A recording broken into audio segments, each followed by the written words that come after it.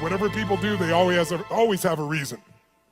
They may not be aware of the reason consciously, but there's always a reason. If someone tries to commit suicide, there's a reason. If someone tries to hurt someone else, there's a reason. If someone is willing to work 18-hour days, there's a reason. If someone doesn't want to work, there's a reason. Now, here's the good news. Having dealt with literally tens of millions of people from hundreds of countries, or more than 100 countries to be accurate, I could be an idiot at this point and have to see there are patterns.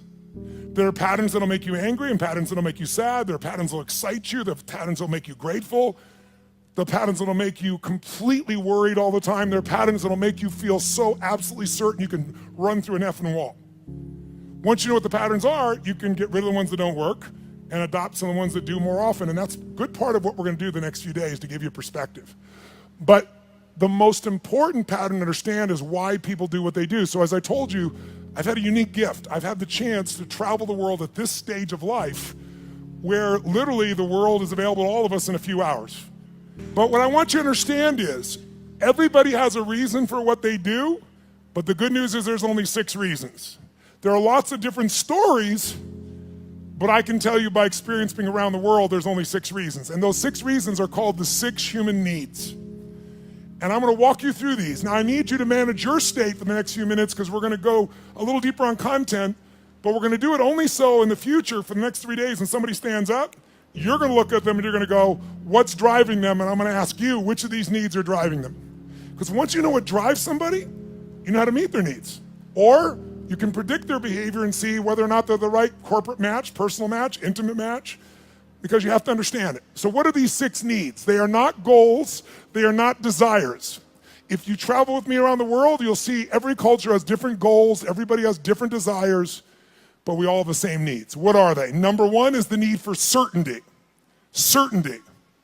Now what the hell is certainty? Certainty is a survival need. We all need to feel certain that we can avoid pain and that ideally we can have some comfort. Why? Because continuous pain would mean continuous damage. Continuous damage eventually means death. So the need for certainty is built into every human being, and I'm gonna show you now in the next few minutes, if you stay with me, and I really need you to, so make sure you sit up in your chair and focused on this area, because after this we're gonna kick in gear again, but right now you gotta take this in. It'll be so valuable, not just for this weekend, but for your life. All human beings have the same 6 needs, so why do we behave differently? Because the only thing different in people is 2 things. We all have the same 6 needs, but we don't value them equally. Some people, certainty is the number 1 thing they value. And if they're certainty driven and you try to change anything, they freak out. They get fearful or they get angry or they get pissed off because what matters most to them is keeping things the same way where they feel like they're in control. Raise your hand if you follow. That's an example. Some people, they value love much more than certainty. Some people value certainty more than love. So even though they love you, if they don't feel certain, they won't open completely. Right? Just as one example. So the difference in people, we all have the same 6 needs. The difference is which of the top 2 you value most out of these 6. Because these top 2 determine your direction in life. And direction, if you keep moving in direction, it leads you to an ultimate destination or destiny. So we want to understand what your top 2 needs are. And same thing with other people. This weekend, when somebody stands up, often I'll say, what's driving them right now? And I want you to see, within a very short time, 8,000 people from 44 countries will all be saying the same thing. Because it'll be that obvious to you. You'll be a practical psychologist by the time we're done here. So now, if we know what these needs are, and the person values them differently, we also have to find out 2 people could have the same need, but they have a different belief about what it takes to be loved. Or a different need about what it takes to be certain. Some people to be certain need $10 billion. Some people to be certain just need to pray to God. Some people to be certain need to feel like they have 3 perfect children and they're there every day. Some people that feel certain because I've always figured it out. I don't know what's gonna happen, but I know I'll figure it out, because I always have. You can get certainty from your past, you can get certainty from God, you can get certainty by working out intensely, you get certainty by eating food. Too much food especially will put comfort in your body. If you overeat, all the blood goes in your stomach, you start breathing again. So we all need certainty. The only question is it number 1, 2, 3, 4, 5, or 6 on your list? And the second question is, what does your brain say has to happen to be certain? Some people have certainty that's impossible to meet. The young lady over here who was sitting in the chair before we intervened had a blueprint that's never gonna be met. It literally would make her unhappy regularly. So we got to know what needs you're after and what's your blueprint. How many got a feeling at least when I'm explaining here right now? It makes some sense to you. Say I. Awesome. So the first need is certainty. How can we meet our need for certainty? We can do it in ways that are positive, neutral, or negative. I can get certainty in a heartbeat if all I want to do is get really pissed off and freaked out about something. When you get angry, do you get certain, yes or no? You better believe it. So some people get angry all the time because it's their way to get certainty in a life that's uncertain. It has all kinds of negative side effects, but it works in the moment. So listen to me now. Most people meet their needs in a way that works in the moment, but not long term. So they feel good for a short time, like a sugar high, and then they drop emotionally, and they got to do it again, whether it's food or smoking or drinking or whatever it is. So you can meet your needs in positive ways, neutral ways, or negative ways. So if I came along here and I said, what's your name, sir? Chase. Chase, I want to make a deal with you. How much do you weigh? 246. We're going to weigh you in 5 minutes. He says he weighs 246. If you're within that range, I'm fine. Here's my deal. I'm going to put $50 million US cash tonight into an escrow account for you. They're going to weigh you. If you lose 50 pounds tomorrow morning by 8:30 a.m., you will receive that 50 million, otherwise I get it back. Can you do it, yes or no? No? Sure you can. Take off a leg, take an arm, we can get your ass there. There's no question, Chase. Is the goal obtainable, yes or no?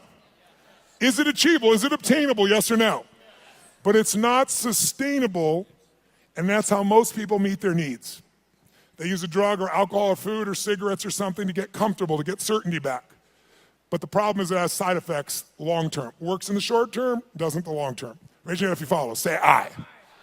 So you could get certainty by overeating or smoking or drinking. What happens when you smoke a cigarette? Take a deep breath in and you blow it out nice and long and slow, full exhale. When most of you are stressed, how many have noticed that you either stop breathing or you breathe really shallow? How many have noticed this in the past? So you smoke a cigarette, and in the moment, it meets your need for comfort and certainty. It's killing you, but it works short term. That's how most people live their life. You can get certainty by working out. If you go on a run really intensely, or you go lift weights, and you push yourself, and all that blood starts pulsing through you, do you feel certain, yes or no? And what's the downside? Zero. So there are ways to meet your needs that are empowering, neutral, or disempowering. The parts of our life we don't like are problems. Why would we keep a problem? We're all capable of solving it. Why would we keep a problem? The only reason you have a problem that's stuck around is because it meets some of your needs. Not all of them, or you wouldn't want to get rid of it. But enough of them that it makes it hard to give up. It's kind of like, who's ever been in a relationship way too long? Let me see your show of hands. And how many knew it was wrong while you were there? Let me see your show of hands. So why the F did you stay there? Because of the uncertainty. Because, well, I'm not thoroughly happy. I'm kind of unhappy, but I might be worse if I was totally alone. What if this is the best one I'm ever going to get and I screwed it up? But what happened was most of you had that feeling, talked yourself back down into the relationship multiple times until one day you hit a threshold where your brain went, it was painful in the past, it's painful in the present, it's going to be painful in the future, I'm out of here. Who's done this before? Say I.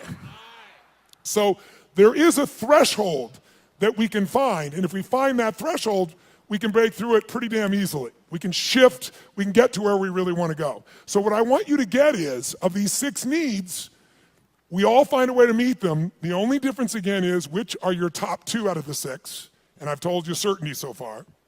And what are your beliefs or rules, or what's your blueprint of how to get that? Her blueprint was please everybody, which is impossible, so it won't work. Raise your hand if you follow, okay?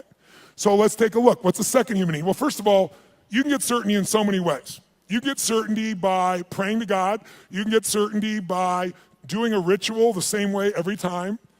You can get certainty by lowering your expectations, saying nothing ever works, nothing ever will, everybody screws things up.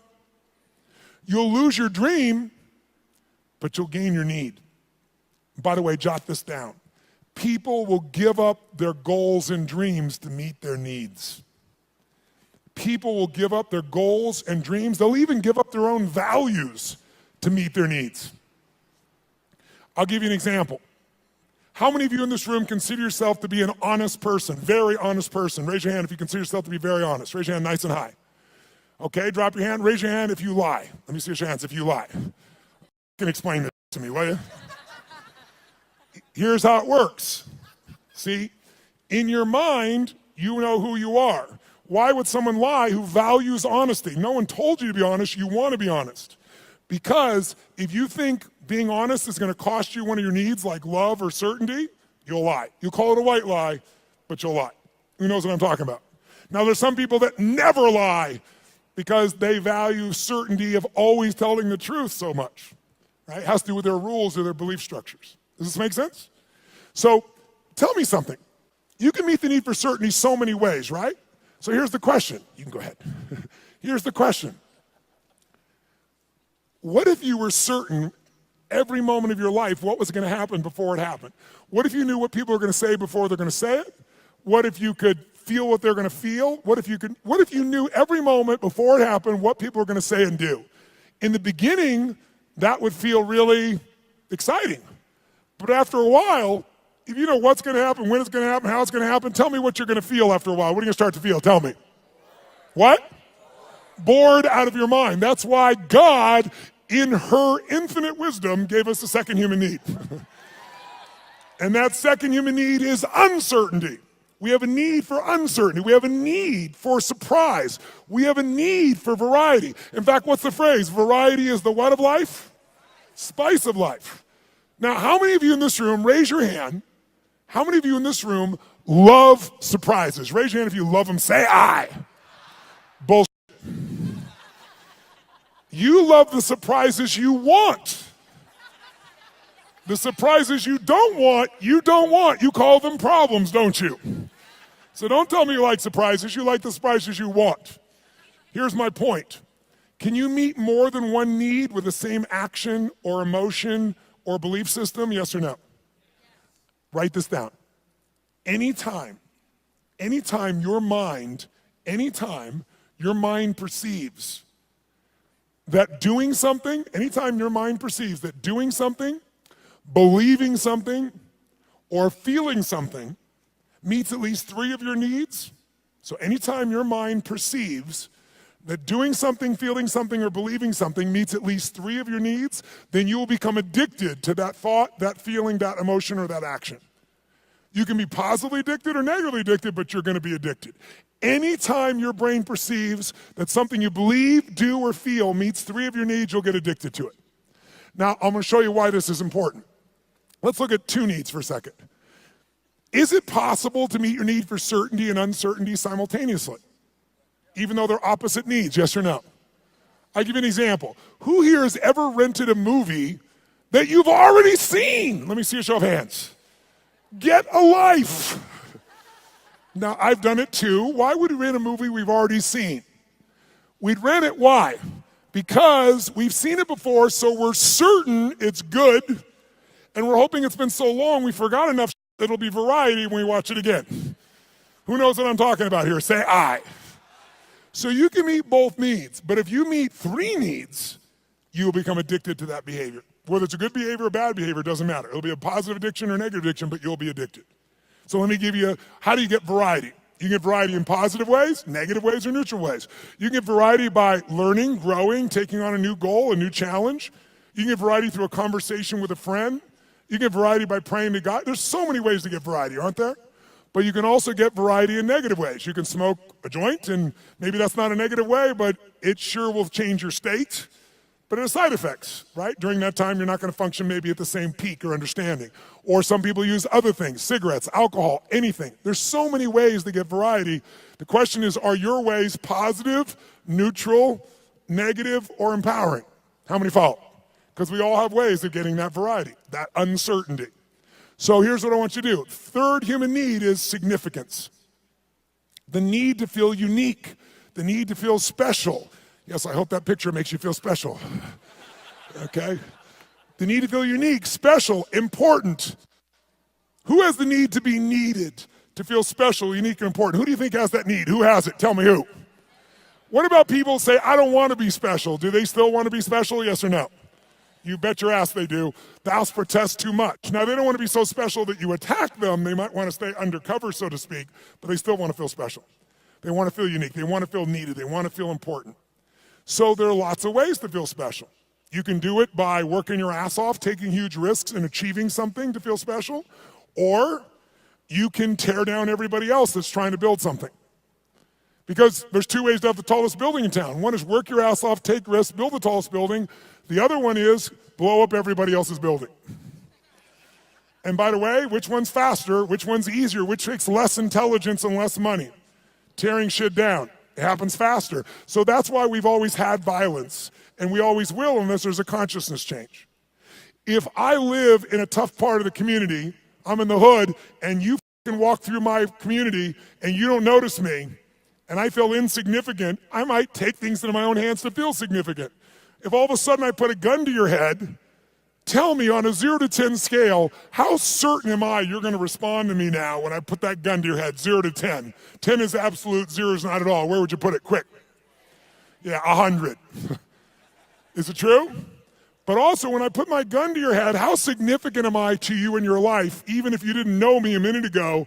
If I got a gun to your head, how significant am I, 0 to 10? 100. I'm the most significant thing in your life, and a moment ago you didn't know I existed. And I don't need any intelligence, I don't need background, I don't need education, all I need is a gun and the will to do it. Oh, by the way, just in case there's not enough there to be an addiction, when I put that gun to your head, every time that happens, it's gonna be a different game. I know you're gonna respond to me, I know I'm significant, but what you're gonna say and do is different, so I get variety. So you meet 3 needs, but violence doesn't end there. Because the 4th human need is connection and love. And most people are too afraid to love because they've loved and been disappointed, or they've loved and then lost the love, and it was so painful that now they settle for the crumbs of connection because that's safer. So it's a form of the need, but a low level of the need, but it's still part of the need, and we gotta meet it. So if you're going for connection and love, if I cut my gun to his head, on a 0 to 10, I'm a 10 of certainty, I'm a 10 of significant to him, I'm gonna have a ton of variety, but are we also connected in a sick way, but deeply connected in this moment, yes or no?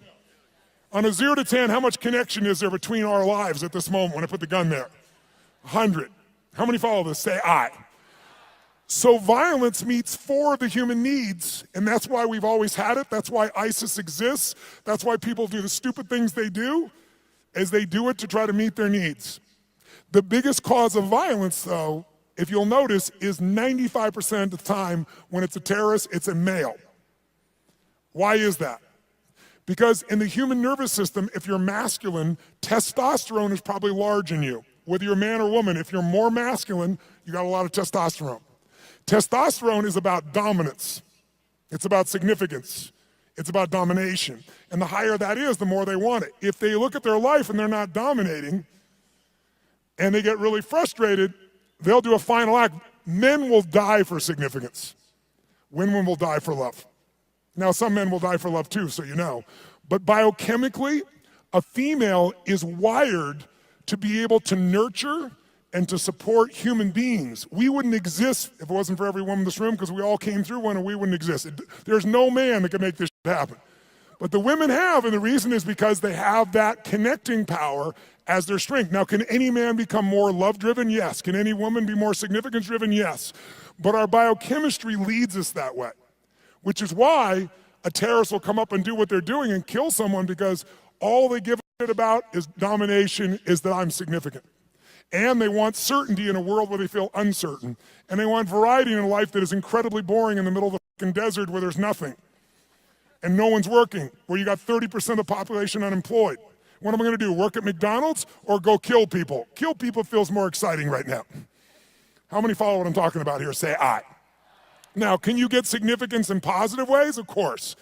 You can be significantly more generous than anyone else, and that generosity gives you a sense of significance because you know you're really a giver. You're not trading, you're not exchanging, you really are giving. And it makes you feel full. It makes you feel significant because you know the truth. No matter what you tell people verbally, you know what's true inside. And no one can mess with that. You can get significance by the way you dress. You can have significance by having more tattoos and earrings in more locations than any of us want to know. But the bottom line is you can know more about box scores and sports to be significant. Everyone finds a way to be significant. Most people find a way to be significant by having a significant problem. Why? Because if I'm really successful, you might like me for a while, but after a while, most people get annoyed with someone who's always happy and successful. Easy for you! Who knows what I'm talking about here? Raise your hand, right? But if you got big-ass problems, who's going to be upset with you? You're not competing with them. So you have huge problems, you go, oh, I understand. But if you're doing really well, it's like easy for you. So most of us unconsciously learn to create big problems as a way to connect because it's the safest way to connect and not be rejected. Some of you do it like she does by trying to please everybody all the time. Thinking if I please you enough, then you'll come to me. You'll give me what I'm really wanting too, which is what she wants. But it doesn't work that way. It works sometimes, but not all the time and not even the majority of the time. How many follow here? Say I. So we have what needs so far? Number one is, nice and loud. Number one is certainty. Certainty you can be comfortable. You can avoid pain. You can survive. You can be comfortable. Second human need is the need for uncertainty. Also need for variety or surprise. What's the third human need? The need for to feel unique, to feel special, to feel important. Who has that need? Who has that need? Everyone. And the fourth need is the need for connection, and most people settle for connection because love is too scary, because they loved and it was so wonderful and it went away and they don't want that pain anymore. So they want love, but they settle for connection. So if you can't get love or connection anywhere else, buy a dog. Don't get a cat, they're independent, get a dog. Is it true? You can be the dumbass owner, you can not even feed them, you can leave for 5 hours, you can leave for 5 minutes and it's like you've been gone for 6 months, they're so excited, right? So anyone can feel connection and love. You can do it through prayer, you can do it through good gifts, you can do it by dressing special, you can do it by having big problems. The only question in life is not whether you're gonna meet your needs. The only question is how. And is it obtainable or sustainable? Is it empowering, neutral, or negative? And if you want to change your life, willpower never lasts. But when something meets more of your needs, it's effortless. If you want to know what the biggest addiction is in our culture, it's not alcohol, it's not some form of prescription drug, it's not an illicit drug, it's problems. Because problems allow us to try to deal with our deepest fear that we're not enough and we won't be loved by saying, it's not me, it's this problem. It's just that I have ADHD, it's just that I've been through this, so most people meet their needs through problems. Unfortunately, they don't meet their deepest needs, because up until now, we've described the first 4 needs, which are the basic needs of your personality. But everyone, by the way, finds a way to meet these first 4 needs. Even if you have to lie to yourself, if you gotta work 20-hour days, you will find a way to meet your need for certainty, uncertainty, significance, even if it's just you have worse problems than anybody else, connection to yourself, you will find a way. But the final 2 needs are the needs that create fulfillment, and they are the spiritual needs, not religious, but spiritual. The 5th human need is growth. We've already said it. We grow or we what? There's no way around it. If your business isn't growing, it's dying. If your relationship isn't growing, it's dying. There are no plateaus in this life. Who's with me here? Say I. So growth is life. And if you want a one-word key to happiness, I'll give it to you right now because it's real obvious having worked with millions of people. Progress equals happiness. If you're not even where you want to be, you're still overweight, you're still financially struggling, you're still not where you want to be in your career, but you start working out. You haven't lost the weight yet, but you start feeling better, you start making progress. Or you start to change that business. Still not there yet, but you're making progress. Or change that relationship, or change your body, or change your health. Anytime you start making progress, your happiness will go through the roof. Anytime you achieve things and you don't set up something new to go for quickly, you'll lose momentum, and in a short time you won't be so happy. Because the law of familiarity will come in, and this thing that once was this big dream will now just be something that you're used to. So the purpose of a goal is not to get the goal. The purpose of a goal is who we become to achieve it. What you get will never make you happy. Who you become will make you very happy or very sad, depending upon how you approach it and what you do with your life. So our approach here is we want to grow. And then the sixth human need is the need for contribution, the need to step out of ourselves. See, how many of you in this room, when something great happens, how many of you can't help yourself, you immediately want to share that with somebody you love? How many immediately that's your first thought? Say, I. Why? Because you can only feel so much yourself. I don't care if it's sex, drugs, rock and roll, whatever it is, there's only so much pleasure you can internally have. You want to share that concert with someone. You want to share that experience with someone because by sharing it becomes more. It's more than just you. Growth and contribution are our fifth and sixth needs. They are our spiritual needs. They are the needs that fulfill us. Everybody finds a way to feel somewhat certain, some variety, some significance, even if they got to tear people down, some connection. But very few people grow continuously and contribute continuously, which is where all the joy is. How many follow here? Say I. So we're going to make a couple distinctions. But first of all, can you meet somebody and in a few minutes start to pick up which needs might be driving them most? Yes or no? Yes or no? Of course you can. In fact, I'll give you an example. I was flying, I don't know, this was probably 5, 6, 7 years ago. I was flying this small plane across the country, and I was being the pilot. And I landed in Kansas City. And I landed in Kansas. And I'm in this little airport in Kansas, and I get out of the plane, and this young man comes running out, and he's like so enthusiastic and so, just such a sweet, good soul. You know, you immediately got a great hit off this kid. And he says, what can I do for you? I told him I'm just flying through, I just need to refuel. He goes, how much do you need? I said, just fill her up. He goes, no problem, I leave. As I leave him, come around the plane to walk up the steps to go into the FBO, the fixed-based operation where I'm stopping for the moment, I'm going to go up and use the facilities, and there's a young girl sitting on the stairs here, and she looks really intense. She's gothic, you know, that goth makeup. She's got, I don't remember the exact number, but like 15 earrings on one ear, one through the nose, really intense-looking little character. So I noticed her on the way in, and as I walk up the steps, I walk by her and go inside, and when I came back out, the steps are really wide, so I sat on the step just beside her. She's like one person away, and she looks up at me and goes, what do you want? I said, what do you want? She said, nothing. I said, nothing. And then we just sat there. She's like, in her space. And I said, actually, there is something I'd like to know. I said, you don't have to tell me, but I'm going to leave here in a few minutes. You're never going to meet me again. Is that your boyfriend out there? She goes, well, sort of. Like she wants him to be, right? And I said, that's nice. I said, he seems like a really, really nice kid. He's not nice. He's strong, she tells me. I said, okay, well, I think he's strong and nice.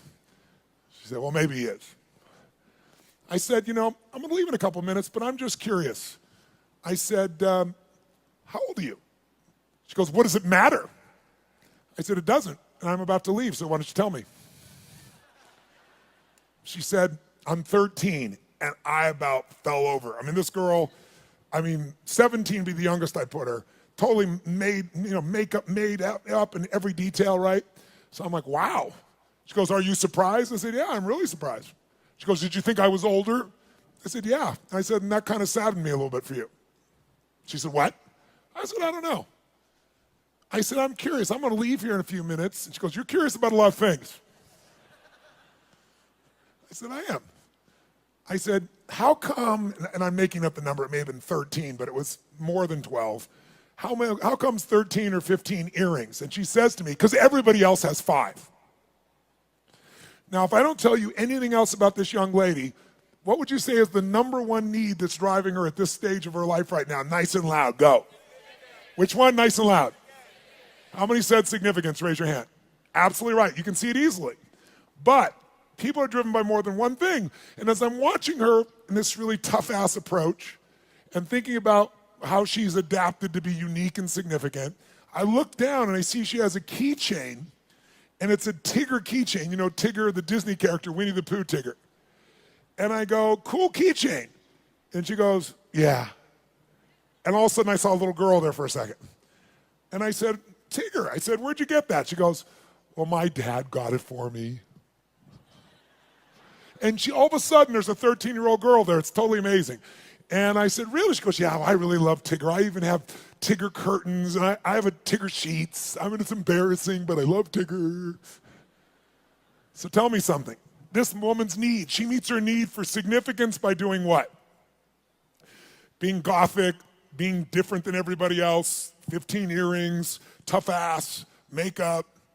But she's still a little girl and she has another need called certainty and comfort. And where does she get that? Tigger and her dad. And you can see it right there in front of you. After this weekend, you will never see the world the same way if you stay awake. Instead of seeing people's behaviors, you're going to see their attempts to meet their needs. And when people do stupid things, they're just starving to meet their needs and they're finding something that isn't very effective, or it's effective short term, but hurts them long term.